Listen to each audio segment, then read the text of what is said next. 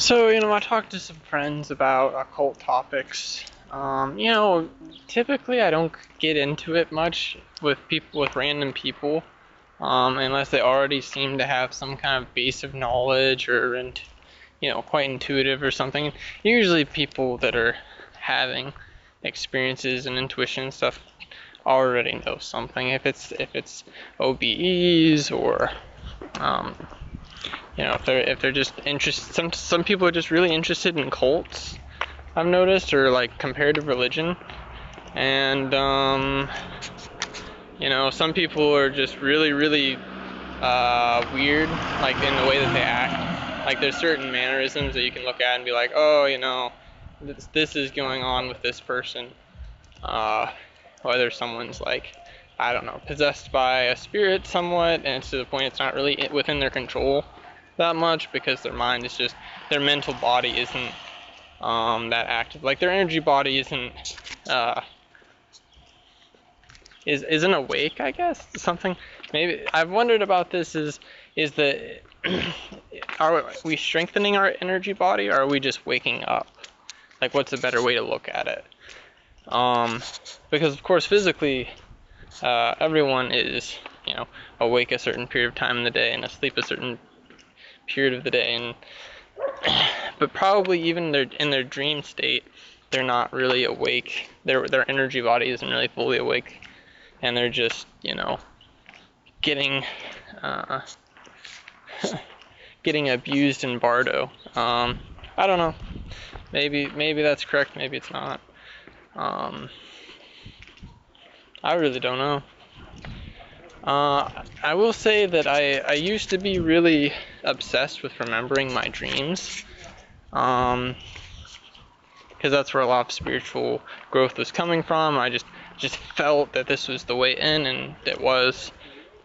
Remembering my dreams helped me to, have more control when astral projecting, or not control, but to remember the experience anyways, or to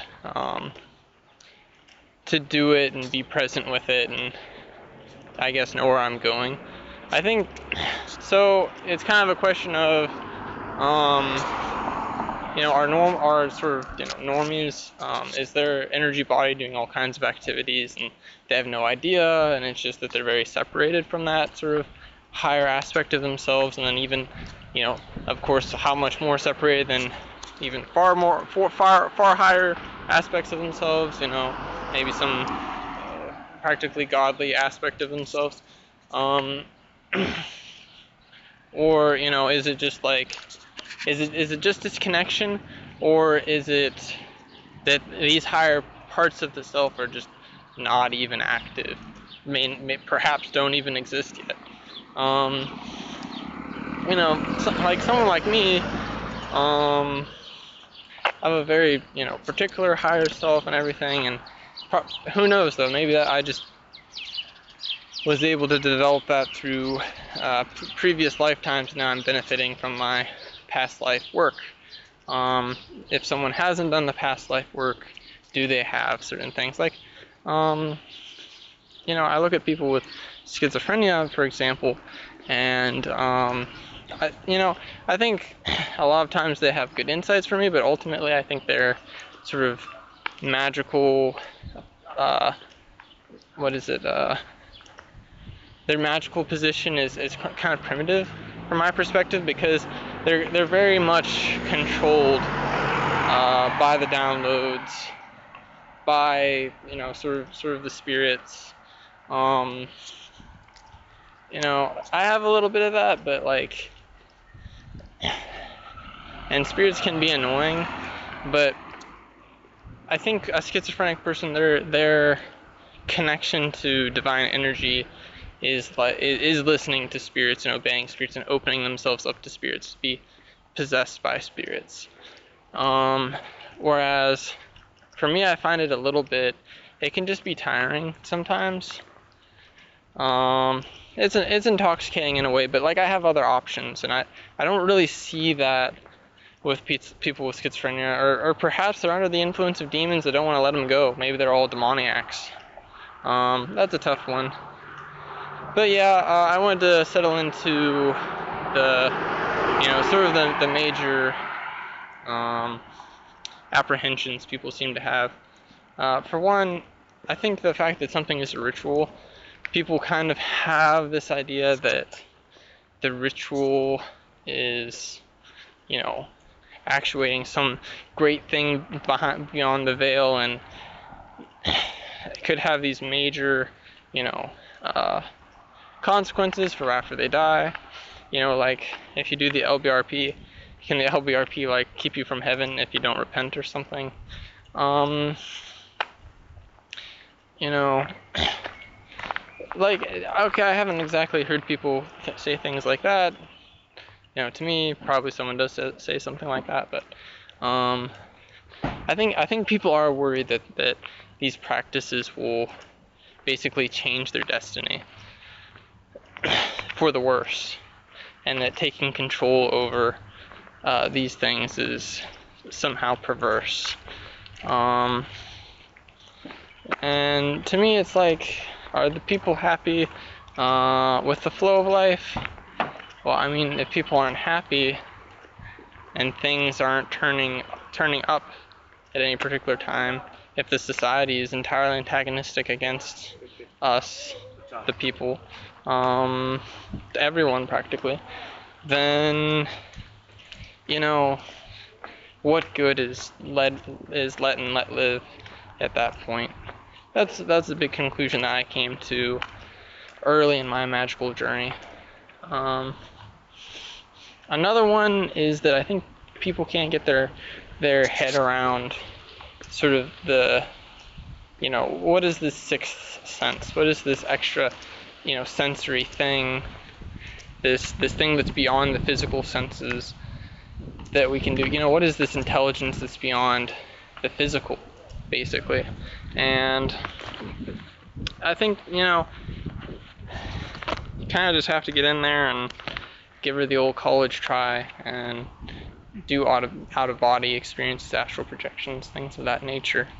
Another one is people tend to like more simple versions, more simple spiritual paths. Like, so I think sometimes when it's like getting more complicated into like, particular processes and things like that, esoterics aren't religion.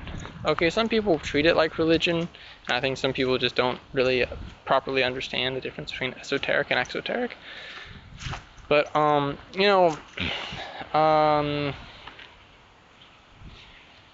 like the LBRP, for example, in a sense you could view it as a sacrament, but it's really just doing something very particular. It's achieving a very particular goal, but just on a higher frame, on the energetic plane. So on the astral plane, something like that. It's banishing all incoming energetic influences from the earth plane, and then that's why people get like emotional issues and stuff from the BRP. But that's not a sacrament. That's not, there's no God in the sky that mandates that. It's, in like a religious way, it's just a thing to do that has certain results. You know what I mean? So I have a lot more of like a tools. I view these things as tools. I think that's the correct view. Now that I'm thinking of it, probably a lot of occultists don't have this view. Perhaps it's not exactly the right one, but I think it's useful, and I think it's something that at some point, some people, the way they do esoterics, it almost feels like it's Christianity plus. It's like, okay, let's add some more sacraments, let's add some more things, and despise some of the basics that are in religion, but just kind of replace it with spice, basically spiced up religion. I don't think that's the correct use case of basically various esoteric practices.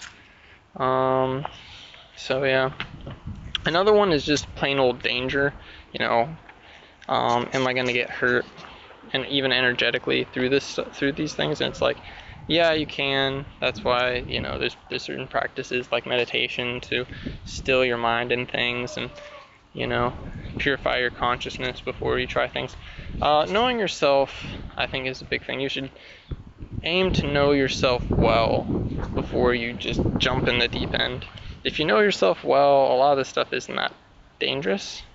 And of course, you'll find out that there's a lot more to learn about yourself anyway. So that's like 3 big objections.